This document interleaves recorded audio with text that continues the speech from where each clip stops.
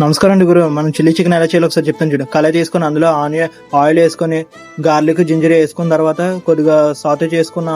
సాతే చేసుకున్న తర్వాత అలా క్యాప్సికమ్ ఆనియన్ డైస్ చేసుకొని సాతే చేసుకోవాలి. కాసేపు చిల్లీ పేస్ట్ వేసుకొని కాసేపు కలుపుకుంటూ ఉంటారు. కొద్దిగా వాటర్ వేసుకున్న తర్వాత కొద్దిగా అలా సాతే చేసుకుంటూ ఉండాలి. అంటే కలుపుకుంటూ ఉండాలి. కొంచెం కలుపుకున్న తర్వాత white pepper, black pepper, salt, vinegar, soya sauce వేసుకొని కలుపుకోవాలి. తర్వాత కొద్దిగా చిల్లీ పేస్ట్ కూడా వేసుకోవాలి. చిల్లీ పేస్ట్, టమాటా సాస్ వేసుకొని కలుపుకుంటూ ఉండాలి. కలుపుకున్న తర్వాత అలా కలుపుకుంటూ ఉండాలి. ఒకసారి చూడాలి, తెలుసు ఇంకా ఏమైనా పడతాయి అనుకుంటే మా ఓడి కొద్దిగా చిల్లీ పేస్ట్, టమాటా సాస్ మళ్ళీ వేసుకున్నాడు. వేసుకున్న తర్వాత అలా సాతే చేసుకున్న తర్వాత 2 సెకండ్లు కలుపుకొని ఫ్రైడ్ అయిపోయిన చికెన్ అందులో వేసుకొని అలా కాసేపు అలాగా 2 సెకండ్లు అలా టాస్ చేసుకుని అది అలా వాటర్ మొత్తం ఇంకిపోయినంత వరకు టాస్ చేసుకొని ఇంకా సర్వ్ చేసేది.